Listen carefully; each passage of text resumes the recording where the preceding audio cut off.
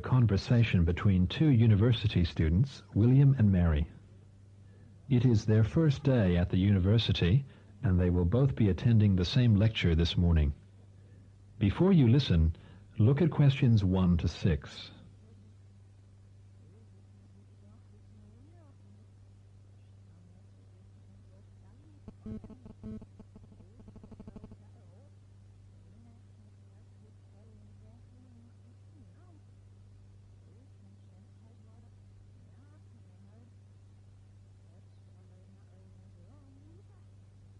First, William and Mary try to locate the lecture theatre. As you listen to the first part of the conversation, answer questions 1 to 6. Well, Mary, how does it feel on your first day on campus? I'm a little nervous, actually. It's such a large campus, and I'm not quite sure how to get around it. How about you? I feel the same way. That's why I think we should leave early, to get to our history lecture on time. That sounds like a good idea to me. Look, it's 8:15 now. When is the lecture supposed to start again? In 45 minutes. I know it's early, but better safe than sorry, I guess. We've got to go to the Bradley building, but I'm not sure where that is. Since neither of us seems sure how to get there, why don't we ask that man sitting over there? He looks like he may know his way around here. All right, I'll ask him. Excuse me, could you tell us how to get to the Bradley building? The Bradley building, certainly. Do you see those two buildings over there? The one on the right is the Student Union building. The other one is the Physics building. You have to take the path between the two buildings. When you get to the other side of the two buildings, you turn right. From there, the Bradley building is the second building on your left. Got it? I think so. After we get past the Physics and Student Union buildings, we go right and continue to the second building on the left. Is that right? That's right.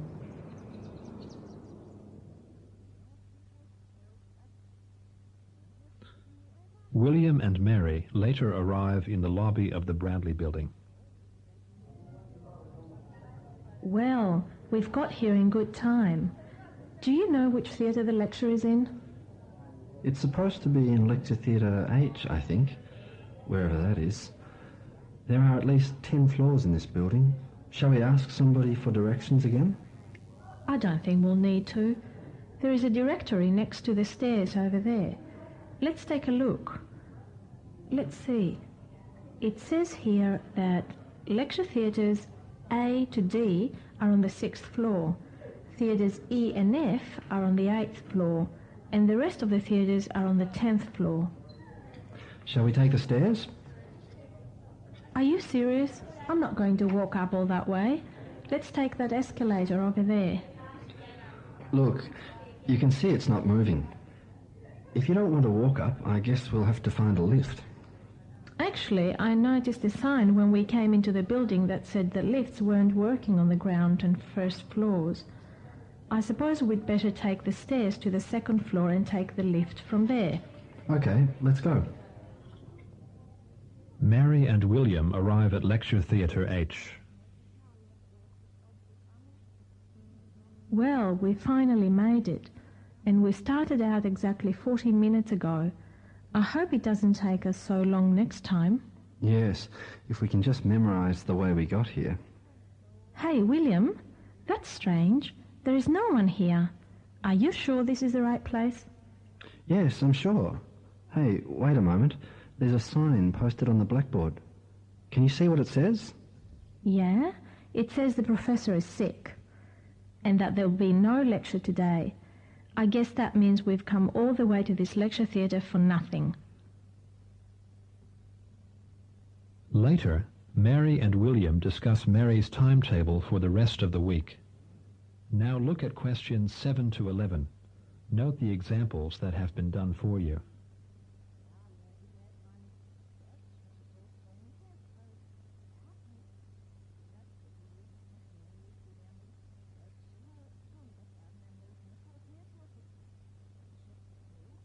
As the conversation continues, Answer questions 7 to 11. You've got a rather busy week ahead of you, haven't you? Yeah, I've got 2 lectures on Tuesday. One is a chemistry lecture at 10 a.m. and the other is microbiology at 2 o'clock. The microbiology lecture goes for 1 hour and then it's followed immediately by a lab. What lab is that? Plant pathology. That sounds like quite a full day. Well, actually Wednesday is my busiest. I've got 2 tutorials, a lecture and a chemistry lab. The lab's first thing in the morning at 9 o'clock. That goes until 11 o'clock. Then my first tutorial, that's plant pathology, is at 12. I get a couple of hours break for lunch and relaxation. Then at 3 o'clock I've got another tutorial, my microbiology tutorial. That goes for 2 hours. Finally, at 5 o'clock, I've got my genetics lecture. Phew, I see what you mean about Wednesday being your busiest day. What about the rest of the week? Well, I've got nothing on Thursday, thankfully, and Friday's a short day. I've just got a lecture, plant pathology. And the best thing is that it begins at 10 o'clock in the morning, so from 11 o'clock I'm free to enjoy the weekend. That is the end of section 1. You now have half a minute to check your answers.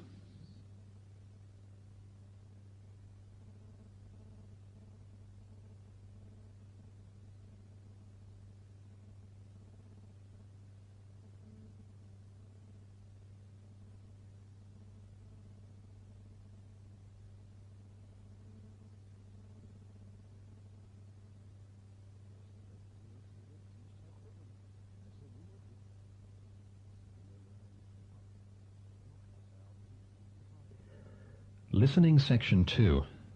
In a moment, you are going to hear a talk given by Ms. Margaret Sales, a travel writer. She will be talking about travel to the Pacific island country of Astoria. Before you listen, look at questions 12 to 15. An example has been provided for you.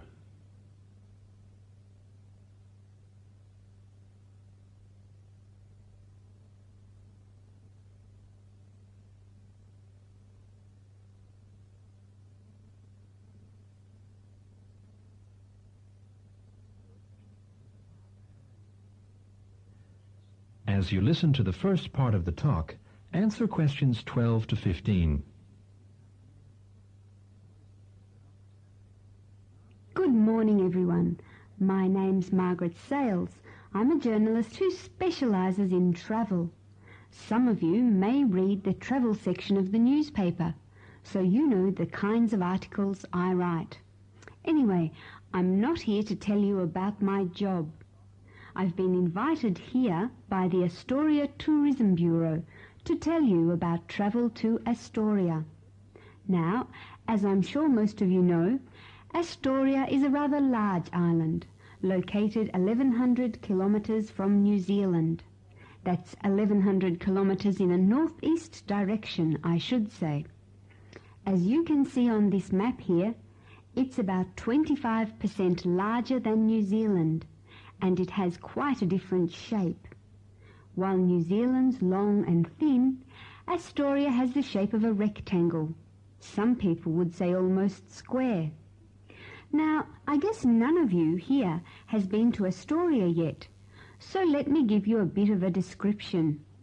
Most of the people there live in the northern half of the island. This part of the island is warmer than the southern half, but it wouldn't be fair to say that the southern half is cold. In fact, the whole island is close enough to the equator so that no matter how far south you go, you wouldn't even need a jumper to stay warm. Now look at questions 16 to 23. Note the examples that have been done for you.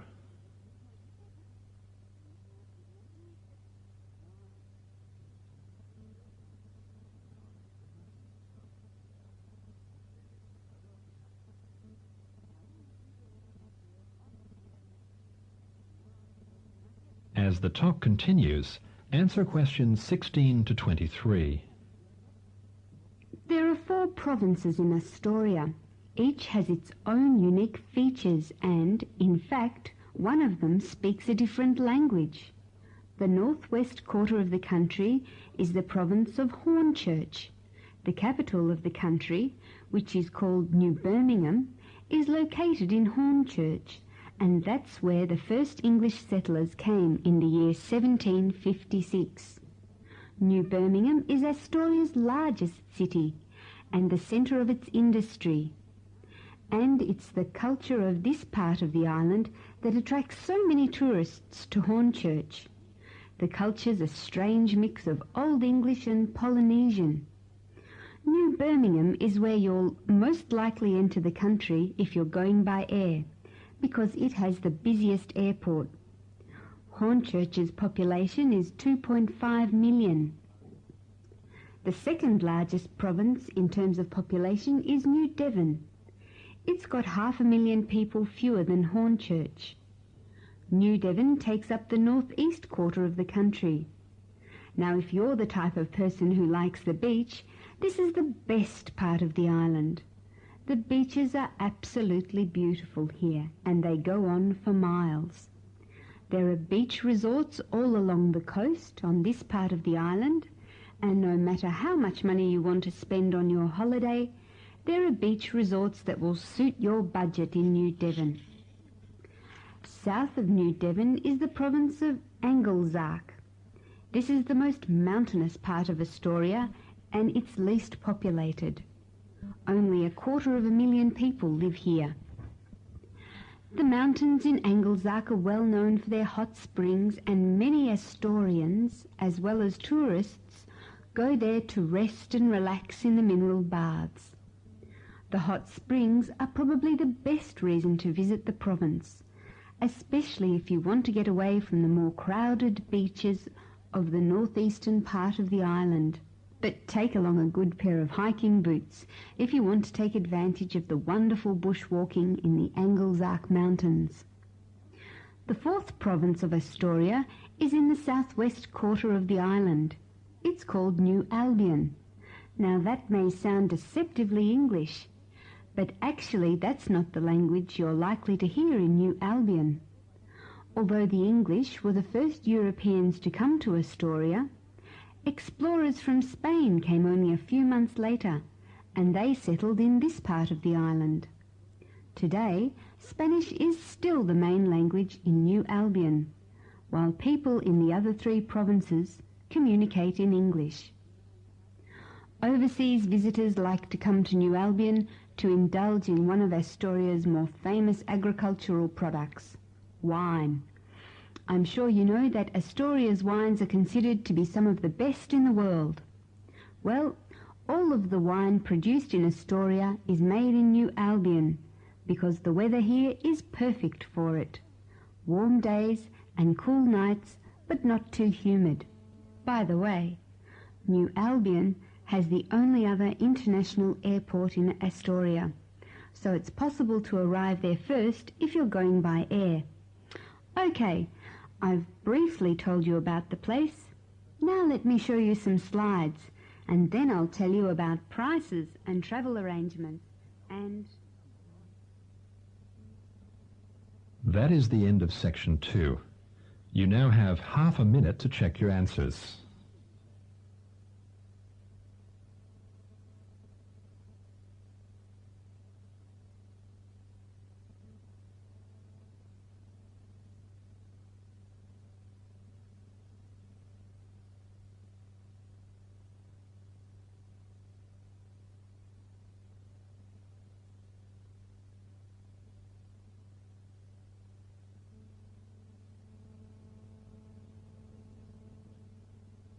Listening section 3. In a moment, you are going to hear an interview between Ms. Marilyn Stokes, a radio interviewer, and Mr. Roger Harridan, a scientist working in the field of sensory perception. Before you listen, look at questions 24 to 33. Note the example done for you.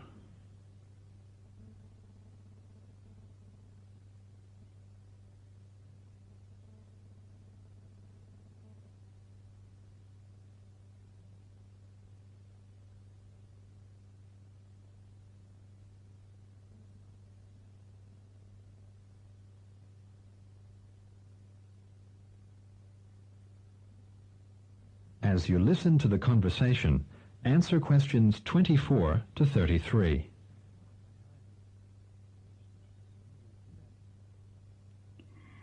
Our next guest is Mr. Roger Harridan. Roger is a scientist at the National Institute for Sense and Sensory Perception. He's come here to chat with us about our sense of smell. You know, how we use our nose. How are you today, Roger? Very well, thank you, Marilyn. You know, Roger, I love the smell of flowers and good food cooking, but I must admit, I've never really given much thought to my sense of smell. Well, Marilyn, you're not alone in that. Most people would say their eyesight was their most important sense, but I suspect very few people would consider their nose or the idea of smell in that way. Unless, of course, you make perfume for a living. Yes, indeed. I'm sure most of your listeners would have heard of Immanuel Kant. Immanuel Kant, the German philosopher, you mean? That's right. Now, Kant, who lived 200 years ago, was the first person we know of to rank the five senses in order of importance. Kant put seeing, or eyesight, in the first position. He regarded it as absolutely the most important sense. Now, what do you think he chose for number 2? Oh, I really don't know. But if it were me, I'd choose hearing, I suppose. Well, that's exactly what Kant chose as well. For the third most important sense, he chose touch, and touch was followed by taste. Which leaves smell on the very bottom. I'm afraid so. But this was simply the opinion of one man, of course. Actually, Kant was interested in the ideas of subjectivity and objectivity. He put smell last because he felt that it was subjective. He thought the senses of seeing and hearing and touch were objective, while taste and smell, he said, were subjective senses. He even went so far as to say that we humans don't need our sense of smell, that we can easily live without it. He obviously didn't have much use for these subjective senses. Well, I can't say I agree with him on that last point. Roger, how well can people smell? Well, most people have quite normal, quite acceptable abilities to smell. I mean, if there was a gas leak in this room, for example, the average person would notice fairly quickly. But some people are known as odour blind. Such people can't smell certain odours, certain smells, just like people who are colour-blind may not be able to see a particular colour. An odour-blind person may be able to enjoy the smell of one kind of flower, just as you or I would, but another kind of flower that you or I think smells wonderful, well, they wouldn't be able to smell a thing. How extraordinary! It is, isn't it? Another thing about our sense of smell. As we get older, many of us are less and less able to use our nose. How old do you mean? Well, about half of people over the age of 65 have some sort of trouble smelling things. And as you age even more, the sense weakens more. So for people over 80, we can expect some 3/4 to have problems with their ability to smell. And what's more, if you're a man, you can expect to have a weaker sense of smell than if you're a woman. Roger, we were talking about perfume earlier. Now there's a huge industry based on people's sense of smell. Yes, well, perfume is certainly big business. I read recently that in the United States alone, they sell $4.8 billion worth of perfume every year. And in Japan, the yearly sales are something like $5.5 billion, the world's biggest marketplace for the stuff. I've always wondered what makes some people use certain perfumes. I would say the number one reason is that they like the smell. But that's followed closely by reason number 2, Marilyn. They think it's fashionable. Perfumes that people see as fashionable sell well. Just ask any of the big fashion companies. But the interesting thing about perfume is that one brand of perfume doesn't smell the same on every person who uses it. Yes, I've noticed that before. Why is that? Scientists don't know why for certain. Researchers in France think it has something to do with the liver. That is, the condition of your liver determines how the perfume will smell on you. But other scientists aren't too sure of that theory. Isn't it also true that each person smells the same perfume differently? It's hard to say because, for example, you and I might smell a perfume and, though we have the same sensation of the odour of the perfume, I may think it's a lovely smell and you may think it smells like last week's dinner. I see what you mean. It's partly a matter of like and dislike then, isn't it, Roger? That's right. In fact, there are people who dislike perfumes in general, any perfume. They feel it's an intrusion, you know, like cigarette smoke. Wait, let me guess. You're going to tell me next that we're going to have anti-perfume campaigns, sort of like the campaigns against cigarette smoking indoors that have been so successful in so many places. That's what I predict will happen, Marilyn. In fact, it's already begun in the United States, where I've heard... That is the end of section 3. You now have half a minute to check your answers.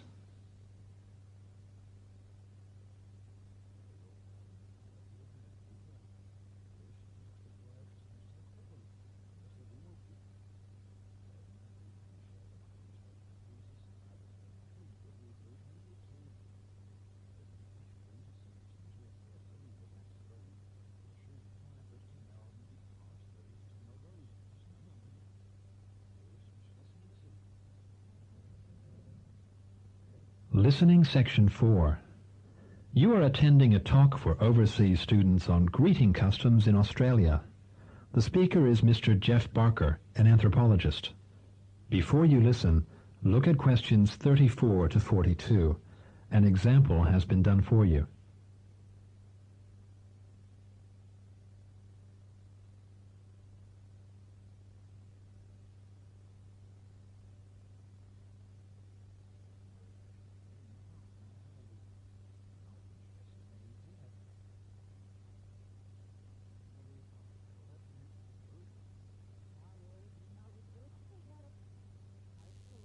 As you listen to the talk, answer questions 34 to 42. Think about how you greet someone for the first time in your own country, in your own culture. When you're introduced to a stranger, do you shake hands with him or her? Perhaps it isn't the custom to touch each other.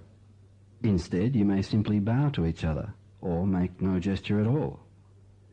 You know what to do in your own country, but what about when you go overseas for study or business?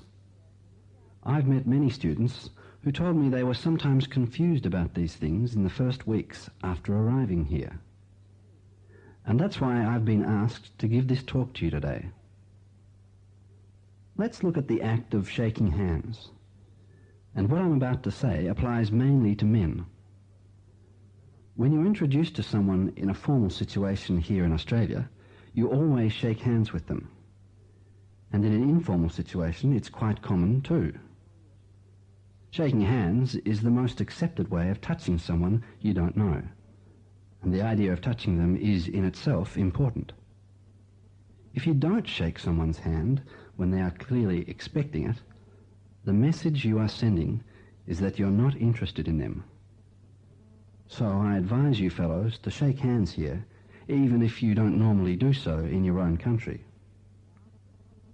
If you think that simply shaking hands is enough, though, then you'd better listen to what I have to say next.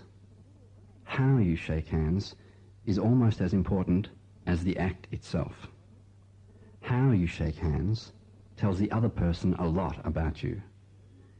It's true, and especially so of men. Here's what I mean. A limp or weak handshake by a man has the same meaning as no handshake at all. The message is, I'm not very interested in you.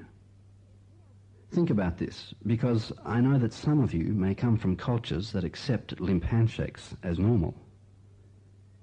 Here, even if you don't intend to, you may send the wrong message.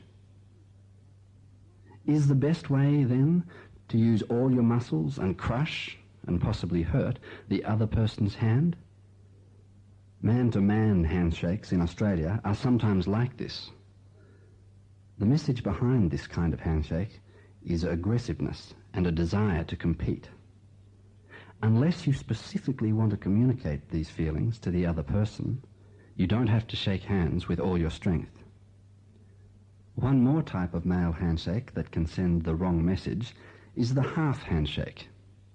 Here, only the front half of the fingers is offered to the other person's hand. The message is that you have little confidence, that you're shy. I'm not a strong or courageous person. That's what a half handshake says.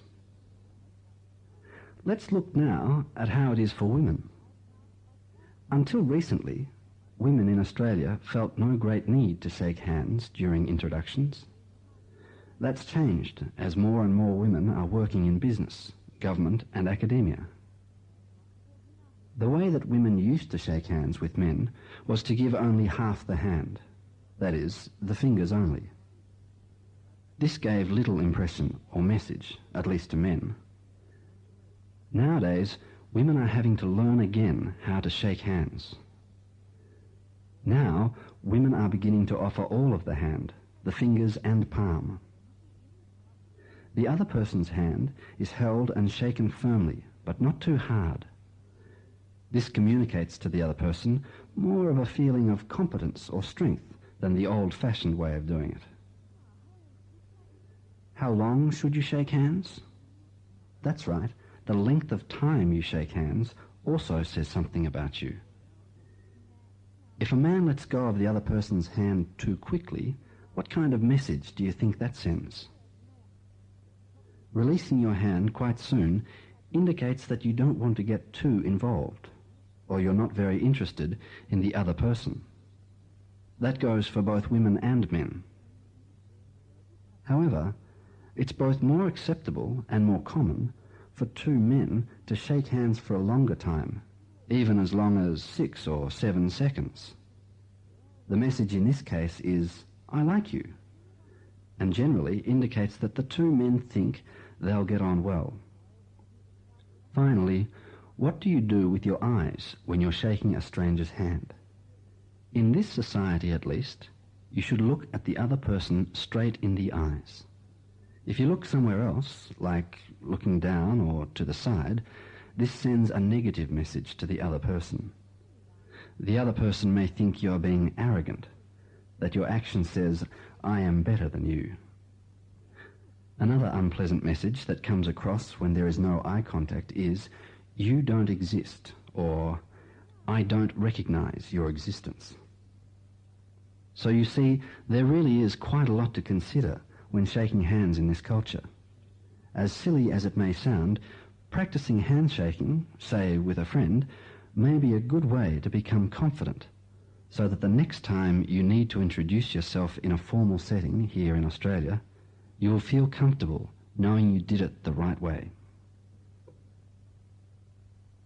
That is the end of Section 4.